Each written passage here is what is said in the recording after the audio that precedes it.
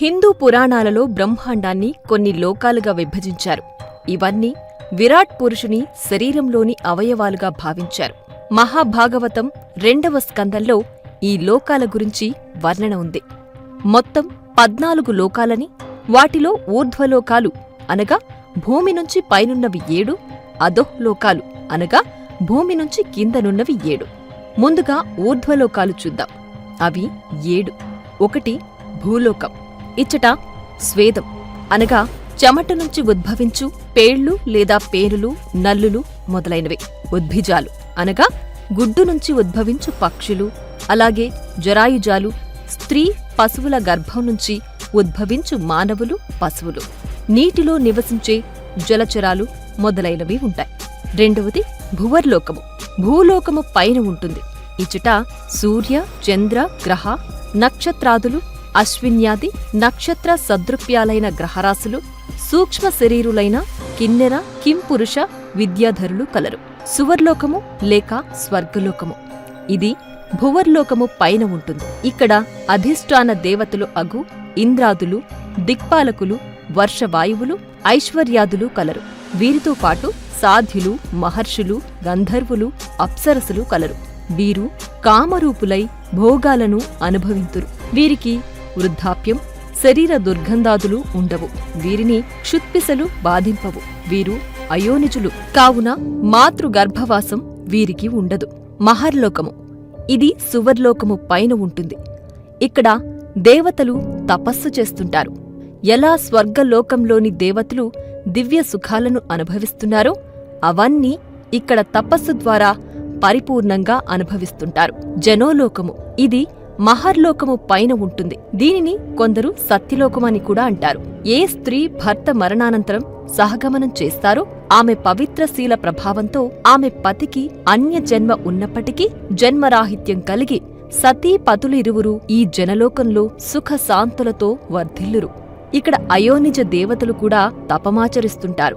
తపోలోకము. ఇది జనోలోకము పైన ఉంటుంది. ఇది సనత్, సనక్, సనందన్ మరియు సనాతన్ అనే 4 కుమారుల నివాసం.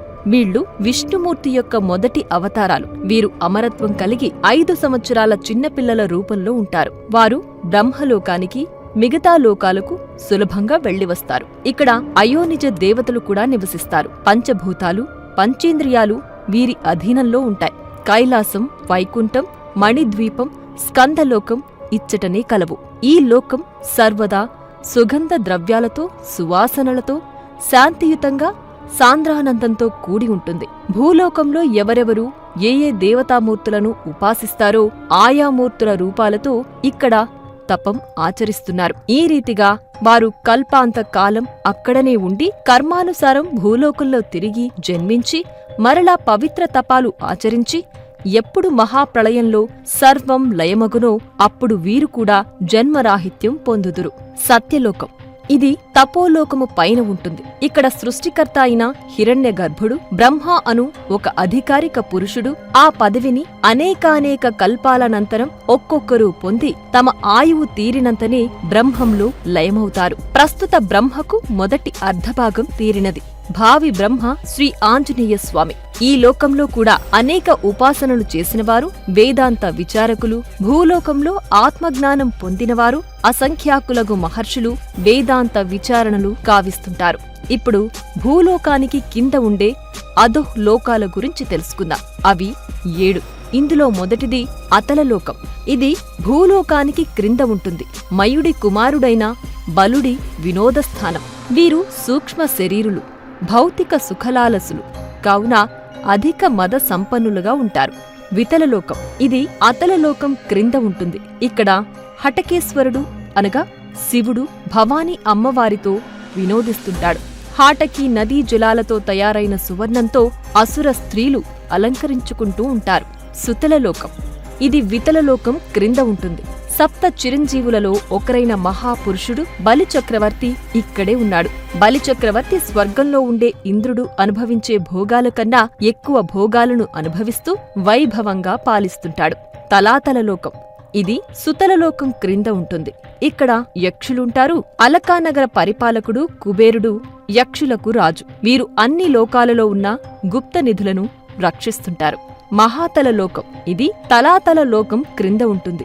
ఇక్కడ క్రతుపుత్రులైన వినత క్రతువులు, కాద్రవేయులు అను సర్పాలు సహస్రాది శిరస్సులతో కూడినవారై మహాబలవంతులై కామరూపధారులై తమ పత్నులతో కూడి ఉన్నారు. రసాతల లోకం ఇది మహాతల లోకం క్రింద ఉంటుంది.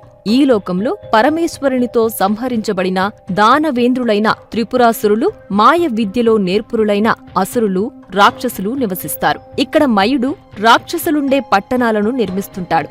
దానవ దైత్యులు, నివాత కవచులు, కాలకీయులు ఉంటారు. వీరంతా మహాసాహసవంతులు. పాతాళలోకం ఇది రసాతల లోకం క్రింద ఉంటుంది. ఇక్కడ నాగలోకాధిపతి అయిన వాసుకి మొదలు శంఖుడు, కులికుడు, ధనుంజయుడు లాంటి మహానాగులన్నీ గొప్ప గొప్ప మణులతో ప్రకాశిస్తుంటాయి. ఆ పాతాళం అడుగునే ఆదిశేషుడుండేది. 30,000 యోజనాల కైవారంలో చుట్టుకుని ఉంటాడు. ఆదిశేషుడి పడగ మీద ఈ భూమండలం అంతా ఒక ఆవగింజంత పరిమాణంలో ఉంటుంది. ప్రళయ కాలంలో ఆ ఆదిశేషుడే ఏకాదశ రుద్రులను సృష్టించి సృష్టి అంతా లయమయ్యేలాగా చేస్తుంటాడు. ఈ 7 అధోలోకాలు ఒక్కొక్కటి 10,000 యోజనాల వెడల్పు, అంతే లోతు కలిగి ఉంటాయి. వీటిని బిలస్వర్గాలు అని కూడా అంటారు. ఈ లోకాల్లో కూడా కామ, భోగ, ఐశ్వర్యాలు స్వర్గలోక వాసులకు లభించినట్లే ఇక్కడి వారికి లభిస్తుంటాయి. ఈ లోకాలన్నింటినీ మయుడు నిర్మించాడు. అంతులేని కామభోగాలను నిరంతరం అనుభవిస్తూ ఉండడమే ఈ లోకవాసుల పని.